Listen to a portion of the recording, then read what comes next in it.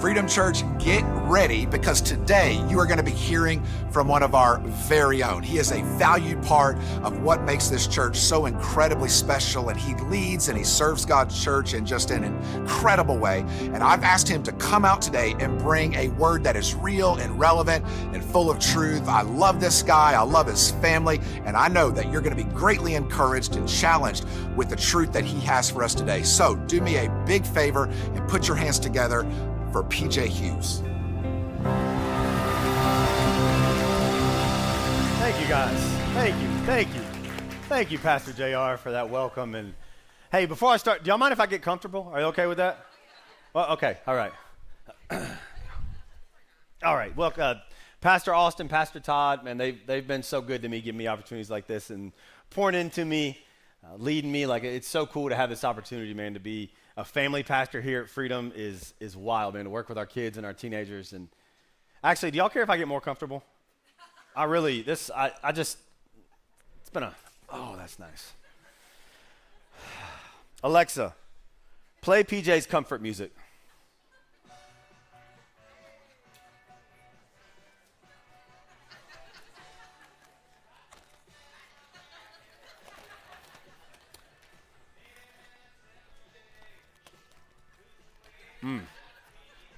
I just got back from vacation. I got 5 kids, 3 and under. Vacation was amazing. Anybody ever felt like they needed a vacation after their vacation? Know what I'm talking about? I need something like this. Alexa, stop music, please. Thank you. Comfort is king in America, isn't it? Like, think about it. If you really think about the decisions you make, they're either about making things more comfortable for you or making things more comfortable for the people that you care about, right? Like, we make a lot of decisions about that, and, you know, it can impact us in a lot of ways. I think about all the different ways that I make decisions that are comfortable, right? Especially if we have the money to do so, right? When you finally get that chance, like maybe, oh, man, we get some more money, man, I want to be able to get a bigger house so that my family's more comfortable in it, right? Or maybe you get some new clothes or shoes, and yeah, you want them to look good, but you also want them to be comfortable if you can have both, right? Now, side note, I haven't gotten to the Skechers Shape Up phase of my life yet, okay? But my arches be hurting, so I'm thinking about it. I don't know if any of y'all are out there. Let me know how they are, but I saw a thumbs up. There we go. All right. I think about I just was able to purchase my first truck ever, okay? And I was looking for it, and I remember we had like a price range and a mileage range that we were looking for that it would fit in. Found this one online. Man, looked great. Everything I wanted, looked taken care of. Show up to the place. It actually looks like the pictures. Sometimes online and pictures look one way. That ain't how it looks, okay? So I get there. Man, I'm ready. You want to take it for a spin? I'm like, yeah. So I jump in that thing, but as soon as I sit down, y'all ever sat in a chair? It ain't made for your hips. You know what I'm talking about? Like, I sat there and it was like they put the clamps on my booty cheeks. You know what I mean? And I thought about trying to sit in that chair for the thousands and thousands of miles I'm going to drive that truck. And I said, even though it has everything I want, it ain't worth it. Because I wouldn't be comfortable, right? And if I'm going to spend that kind of money and invest in something, I want it to be comfortable. And that's, for a lot of us, that's our thought process though, right? Physically, like, oh, should we do that or should we not? That could be uncomfortable. Mentally, emotionally, should we have that conversation or not? That would be uncomfortable. Spiritually, should I actually try to make that change or not? That might not be comfortable. Right? We all have these thoughts when it comes to comfort, but here's the thing about comfort is, man, it can create complacency in our life. Do y'all know that? Like, comfort, it can create complacency in our life. And I think about, man, I can't just sit here and be complacent. Like, I know that comfort is not a bad thing in a vacuum, right? Like, we're not saying don't ever be comfortable, but in a lot of our lives, when we get comfortable, we end up getting complacent. And complacency is a problem. I'm going to be honest with you guys. I'm just coming straight in with it. Complacency can be a big problem in our lives. It's a problem for me. It's a problem for you. It's a problem for our society. Right? People get comfortable and they get complacent, and then things change. all the things that we've done to make things better, we get complacent, and then somehow they're not the same as they were. And God actually speaks on this. See, in Colossians 3:23, it says, whatever you do, work at it with all your heart as working for the Lord, not for human masters. All right? Y'all hear that? It says, since you know that you will receive an inheritance from the Lord as a reward, it is the Lord Christ you are serving. It says Jesus should be at the center. Everything that you do should be based around that. Right? Saying, hey, you can't get complacent because you're not doing it for people. You're doing it for something bigger. But like all of us, we forget that sometimes, don't we? Life gets messy. Life gets crazy. Things happen. And we forget about that. We know, I'm going to be real with y'all. We all act differently when we know certain people are watching. I told you I was coming back from vacation, right? And I had the cruise control on the highway, and we was chilling, just cruising. And then all of a sudden, I see about 50 brake lights in front of me because there was some woods coming up. And guess who was hiding in the woods over there? The GSP was ready. And everybody started driving different when they knew that GSP was there. None of y'all would ever do that, though. Y'all with me? Online, I know y'all would never do that, okay? But that's what happens when we know somebody's watching. Fellas, I'm going to be honest. Some of y'all in here, if the wife asks you to clean something, you clean a lot different when she's in the room versus when she's not. Speaking from experience, but my wife's right there, so shh, all right? She knows. She does. But I think about, as a high school football coach, guys, I've been coaching for like almost 15 years now. When them college scouts are at practice, them college coaches, them kids act way different than they do when they're not. That same kid who's barely on time and gives just enough effort, them college scouts are there, and let's go, coach, what you got? I'm ready. Like, bro, you was just taking 15 minutes in the last drill tying your shoe. Now you ready? Right? We act differently when we know certain people are watching. It's the same way. We have things that move us and motivate us, but the problem is if we don't feel like there's somebody right on top of us, sometimes we get comfortable. And when we get comfortable, we get complacent. But I want to talk to y'all about somebody in the Bible who got comfortable. Y'all ever heard of my man David? One of the most famous biblical characters.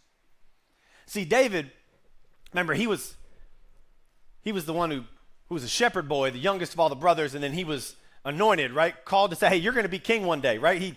He slays beasts. He slays the giant Goliath, wins all these battles, armies, tens of thousands of enemies, just does it all. Goes from literally the last of it to king. So we're going to pick up the story after he's already accomplished everything. He's already come to the top. In 2 Samuel 11:2, it says this. It says, one evening, David got up from his bed and walked around on the roof of the palace. From the roof, he saw a woman bathing. It says the woman was very beautiful. One of the other translations, it said she was a sight to behold. Back in my day, we'd say, oh, she fine. Okay? Like, different, okay? Strong. It says this. David sent someone to find out about her. Hold on. For all of my Freedom Student fam in the room right here, my teenagers, okay, that we rock together on Wednesdays, okay, I'm going to explain it like this to you. He sent a messenger to go talk with her. That's an OG way of saying he slid into her DMs, okay? That's what that was. Sent the messenger, okay?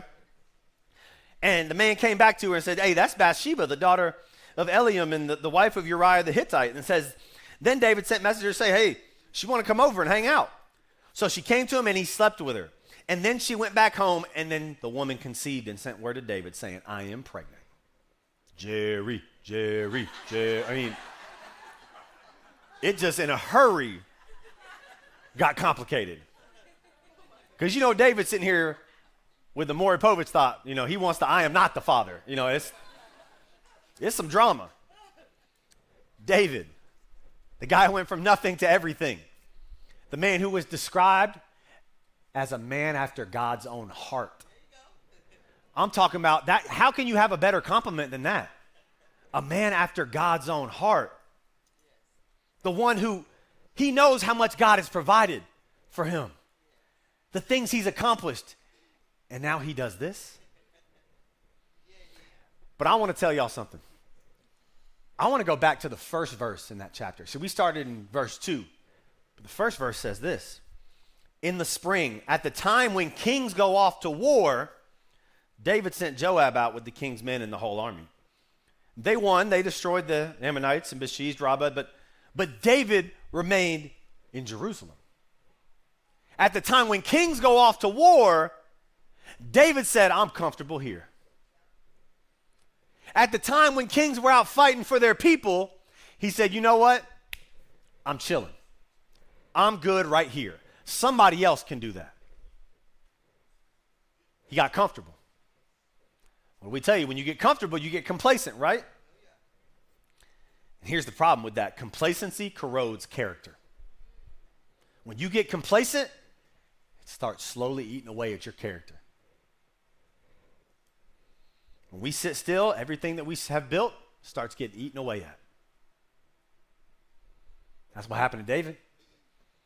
The man that saw Bathsheba on the roof, that was sitting still, that was complacent, was not the man that accomplished all those things, because he had let his character start getting corroded from sitting still. See, I want to give y'all a visual of what this looks like. Can we throw this picture up there? I want y'all to check out this car. This is an old school Mercedes right here. All right? This is a multi-million-dollar car. One of the first supercars. It is, like, I don't know very much about cars, and I'm not like, I have never raced cars like that. I feel like I could do pretty good behind the wheel of that, all right? Like, I could look good and feel like I know what I'm doing. That thing is nice. But even it's something that nice that people have put all kind of money into, all kind of time into, all kind of effort into to make sure it looks good, it works good, if you just leave it alone, go to the next picture. Over time, it will turn into a car that has been corroded, a car that has been eaten up, and a car that looks like a shell of what it used to be. And that same thing happens to us as people. When we sit still and we stop moving forward and moving like God intended us to, things like our character will start corroding. That car, there's no big wreck, there's no big vandalism where they took it, there's no big, huge thing that happened to it, but it sat still. Remember, corrosion means that it's eaten away over time. It's not one big thing that happens. It's little by little. And just like that car, it happens to us the same way. It wastes all the work and investment that we put into things. In our lives, there's times where we work so hard to get to a place, and when we get there, we act like we've arrived, and then we lose all the stuff that we put into it. So I'm gonna ask y'all a tough question right now. In the middle of it, we're getting there. I want y'all to think to yourself whether you've been doing this for years and years and years, or you are as young as you can be in here. What is corroding in your life right now? What is slowly being eaten away at? What is something that you put so much time and effort and energy into that was so good, but when you really think about it and admit to yourself, you don't have to say anything to anybody else, but in your own head, in your own heart, you say, this ain't good, man. This ain't what it used to be. Maybe what's corroding in your life, maybe it's your marriage, your relationship with your significant other. Maybe it's your relationship with your kids. Maybe it's your relationship with your parents. Maybe it's your success at work. Maybe you used to be someone who went in and was trying to move up and move forward and do things differently, and now you're just trying to get by and collect a paycheck. Maybe it's your relationship with Jesus. Maybe it used to be something where you came to church, you dove in the Word on your own, you had a reading plan, maybe you watched stuff online, maybe you talked to wise people to get counseling, maybe you did whatever you could to try to help that relationship. You prayed consistently trying to talk, and now you just come to church so you can check a box. I give all these examples because I've had to ask myself this in different times in my life. I'm not above this and no one is, but the question is, what's corroding in your life to you? Because the story continues. It says, so David sent this word to Joab, right? The general out there. It says, send me Uriah. And he sent him, and when Uriah came to him, he asked him how Joab was and how the soldiers were and how the war was going. He's doing that thing, when people have an ulterior motive, they'll ask they'll do random small talk, but there's something else going on. Hey, man, what's up, man? How you been? Da, da, da, da. Hey, but for real, though. Like, that's kind of what that is. Y'all see that? And so he does his small talk, and then he tells him, hey, go down to your house and wash your feet. So you called me back to go wash my feet? So then he left the palace, and it said a gift from the king was sent after him. So he's leaving the palace like, man, why are they bringing, like Uriah knew that like something's up. Joab's out fighting with the rest of them, but he's not with them anymore. And it says this, but Uriah slept at the entrance to the palace with all his master's servants and did not go down to his house. David was told of this. Uriah didn't go home, and he said, man, what are you doing? Haven't you just come from a military campaign? Why didn't you go home? Uriah says to him, the king, says, man, the ark and Israel and Judah, they're staying in tents. My commander, the men, they're all camped out in the open country in danger. And he said, how could I go to my house to eat and drink and make love to my wife? As surely as you live, I will not do such a thing. He says, how can I go have all the spoils of everything when all my people are out here doing this? See, there's a huge difference between David and Uriah right now. It's a huge difference in those two. And the difference is that we either fight for pleasure or we fight for purpose. And David was so comfortable and so complacent, his character has been corroded where he was only worried about pleasure. He's only worried about what he could get. But Uriah, no. He's moving. He said, I got something to do. There's something bigger than just what I feel and what I want.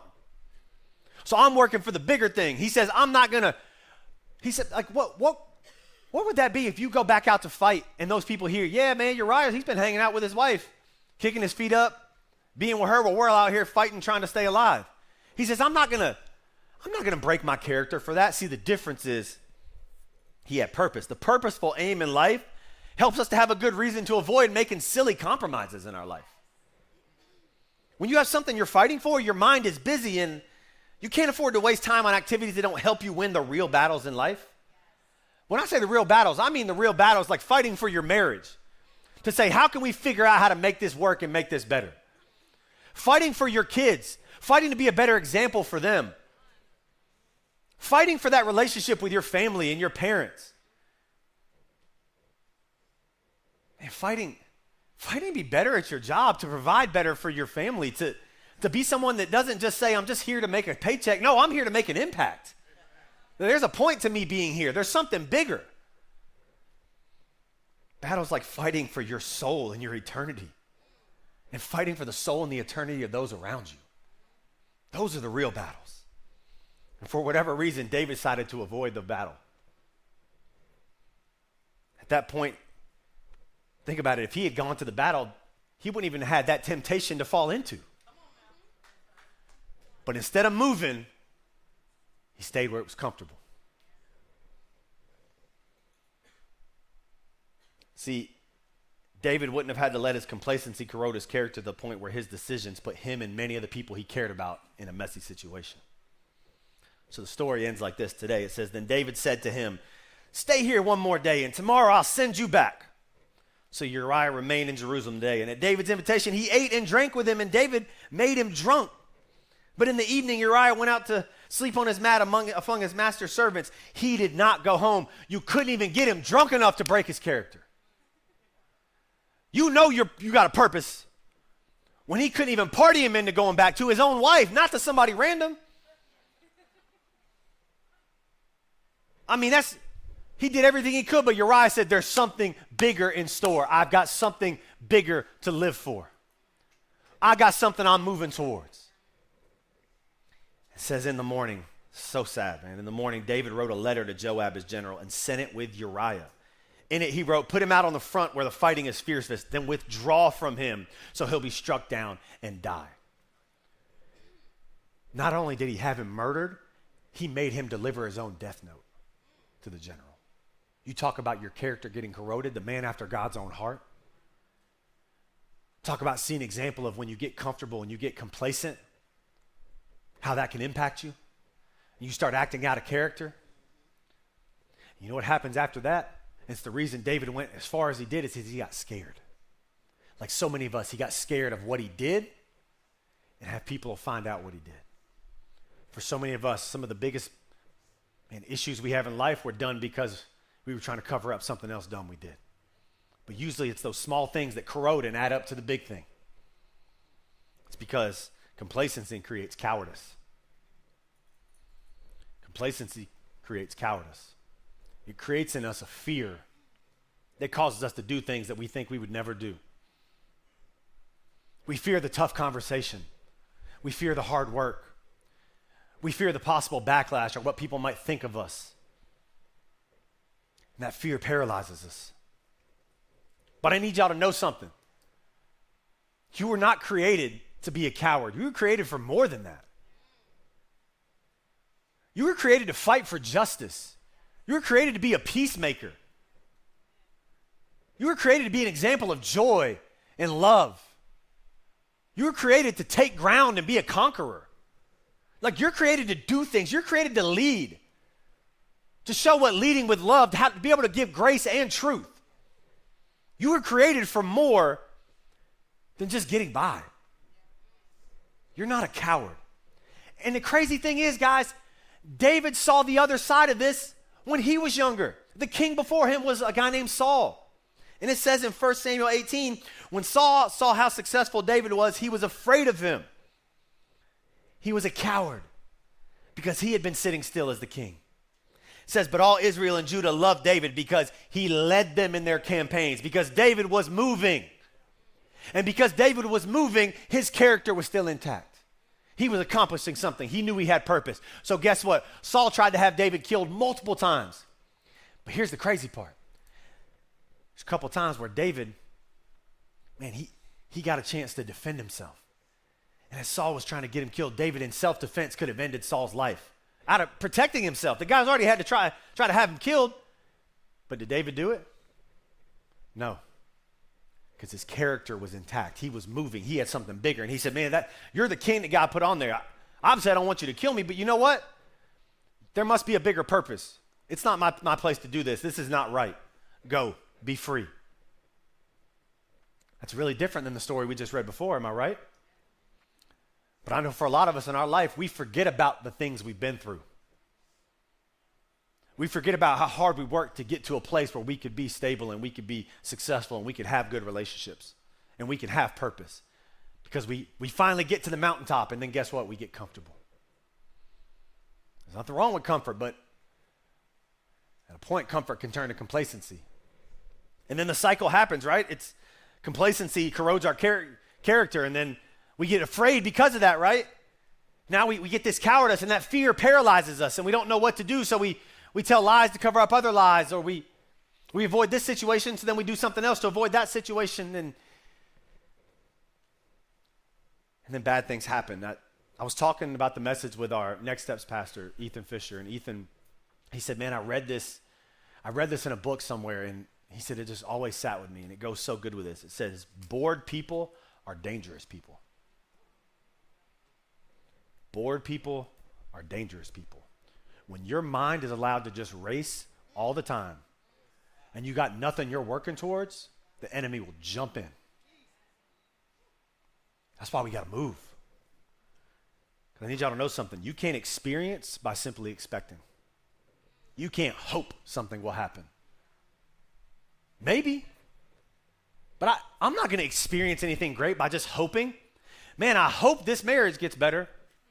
Man, I hope my kids like me more. Man, I hope I can talk to my parents. Someday it won't be fighting.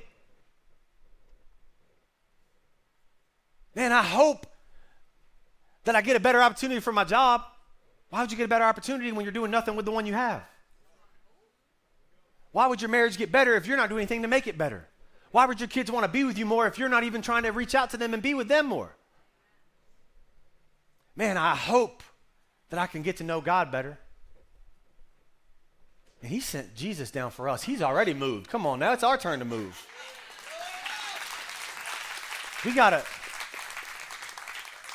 That's why you need to know something. You can't experience by simply expecting. You experience by exploring. You got to go get it. You got to do something. And I don't mean just move around. That's comfortable and move around in the space you already know. I'm talking about move forward. Go make it happen. This is biblical. 2 Corinthians 5:7, for we walk by faith, not by sight. We don't look around and hope. No, we move. Galatians 5:16, so I say, walk by the Spirit, and you will not gratify the desires of the flesh. It says, hey, the flesh is going to make you want to do stuff that you know isn't right. You got to keep moving to stay away from that. If you sit still, but you got to walk, you got to do something. I think about, I get a chance, man, it's really cool to be a part of and help lead. We call it Dad's Hangout, where dads from the church once a month, we get together, man, we just hang out. Man, we talk about parenting. We have some fun. Like, it's a great time, but it is wild to me how many guys that we've been inviting, and then they finally come and you talk to them one-on-one after, and they say, man, I enjoyed that, man. It just took a lot for me to come to that. And I'm sitting here going, why would it take a lot for you to just come hang out with some other guys from church? But it shows me there's something deeper. That sometimes taking that step and that move can be so scary. Just because it's not scary to me doesn't mean it's not scary to them. And I don't know about you in your life, that's a dad's hangout, but for you it might be something different, because all of us get caught up in this idea of consumerism, where we want, right? And wanting things isn't bad, right? We consume food and drink, we consume content, we consume even church. But what are we actually doing with what we consume? What are we doing with it? Because if we're comfortable and we're complacent, we just sit there. But your food and drink, are you doing that so that you're healthy and you're at a place where you can now move forward and have the energy to make something happen in your life? Are you consuming content because maybe you need a little bit of a break? Maybe your mind needs a break. Maybe you want to learn something. That's great, but is that content now causing you to be somebody you're not supposed to be, or is it taken away from the other relationships in your life? Church, there's nothing wrong. Come to church, but I know people that have come to church for years and they haven't tried to apply one thing that they've heard in here. And they say, man, church don't do anything for me.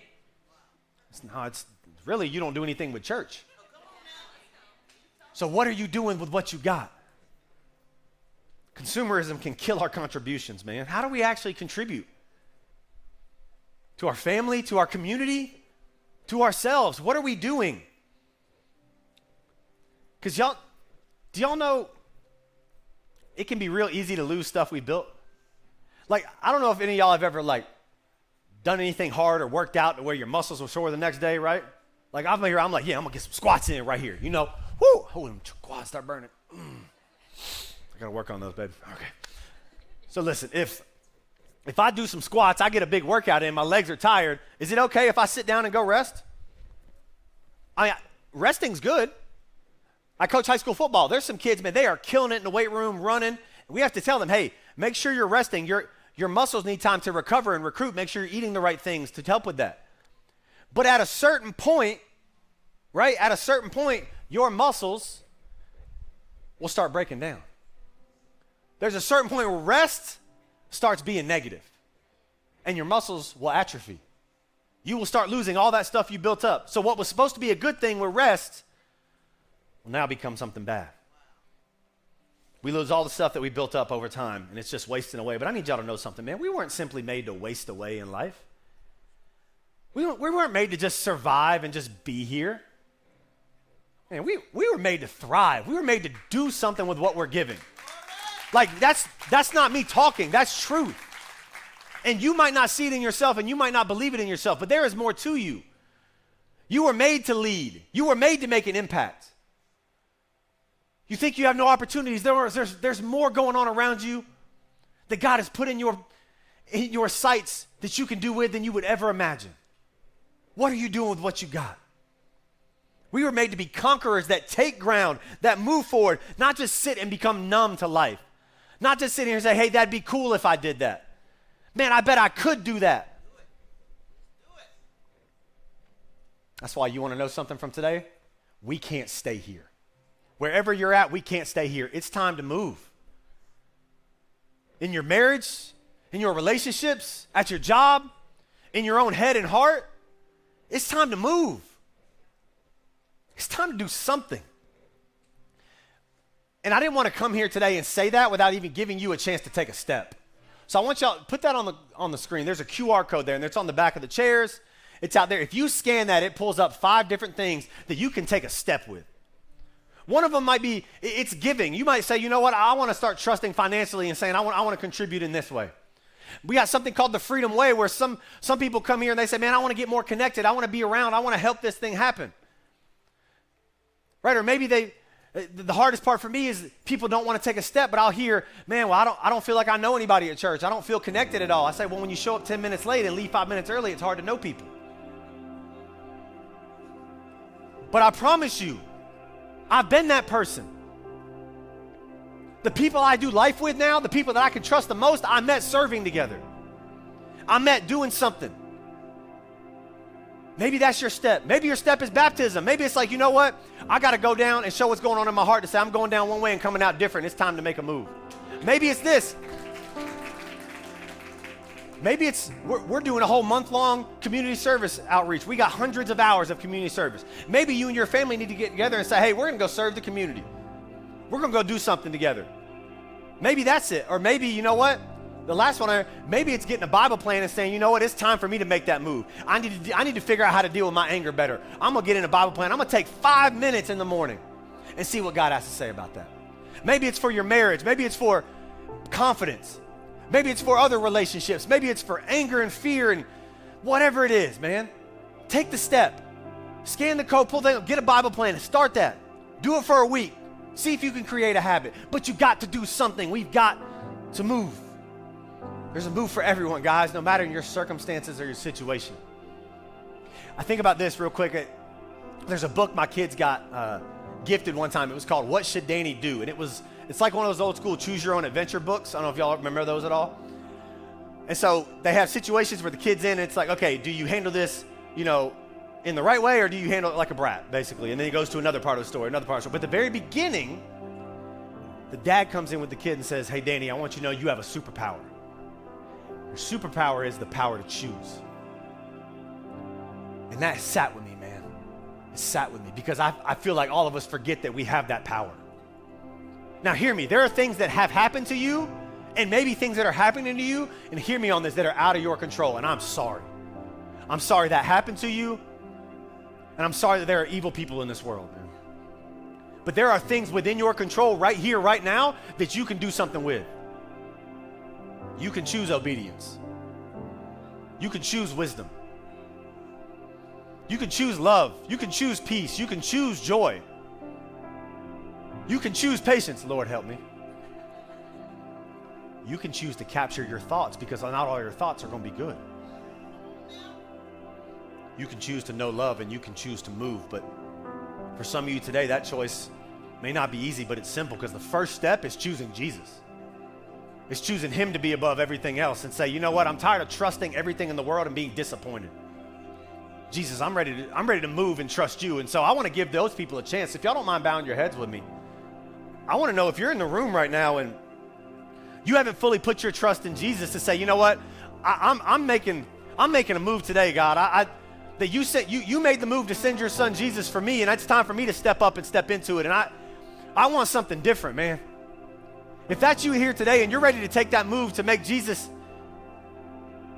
the one that you put your trust in, that leads your life to take that step. If that's you today I just want you to pray this with me, and everybody's heads bowed and eyes are closed. And if you pray this with me, it can be in your head, in your heart, with your mouth, but it's you and God speaking. It's not magic. It is a conversation between you and your Creator.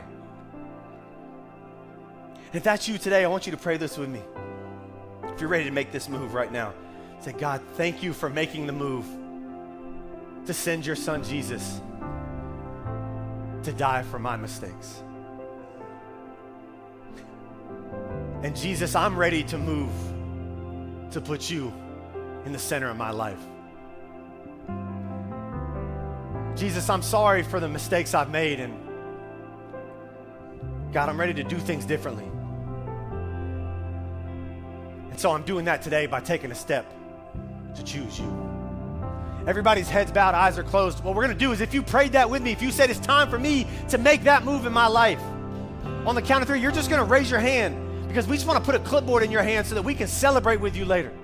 Because everybody else in the room that doesn't raise their hand is going to be clapping and cheering to let you know that we are with you and that we are excited for you and that we got your back. So if you prayed that in here today, you took that step, you made that move, I want you to raise that hand. 1, 2, 3. Everybody else is celebrating. We got hands. We got hands in the room. Amen, amen. We got hands right here. Everybody's cheering. Amen, amen.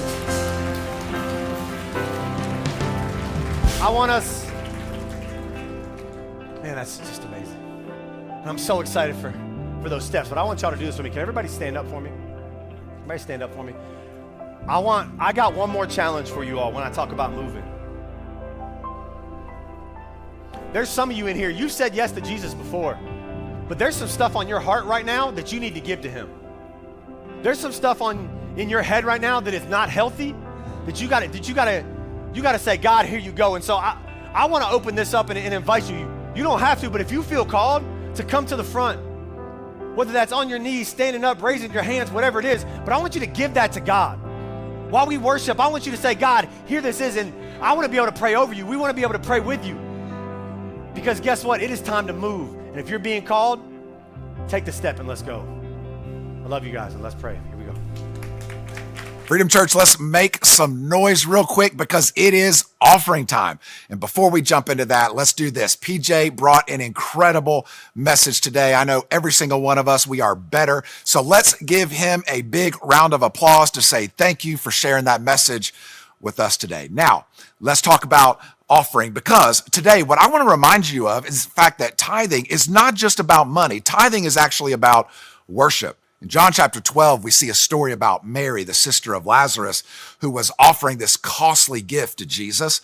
The Bible says that she took a jar of expensive perfume that was worth a year's wages, and she poured it out all over Jesus's feet. And she didn't hold back. She gave him every single thing it is that she had. And the Bible tells us that the fragrance of that perfume, that it filled the entire house. Mary's gift was an act of worship. It wasn't just a financial gift, it was actually a sacrifice. She recognized who Jesus was, and her worship overflowed in a tangible way. So she didn't give out of obligation. She actually gave because she understood the worth of what it is and who it is that she was giving to. And so in the same exact way, tithing is an act of worship. When you and I bring our tithe, what we're doing is we're not just giving to meet a need. We're not just checking off some box.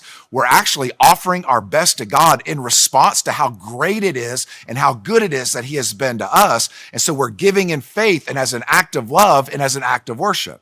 So now let's be real. I know tithing sometimes can feel like a sacrifice, but it's in that sacrifice where God chooses to show up and to multiply what it is that we give, because when we give him our best, he always pours out more than it is that you and I could imagine. He gives us provision and peace and patience and presence is what it is that we need more than anything else. And so for us, the ways that you can tithe or the ways that you can give are up there on the screen. And no matter how it is that you choose to do so, whether it's online or in person, know this: your giving, your tithing is your form of worship.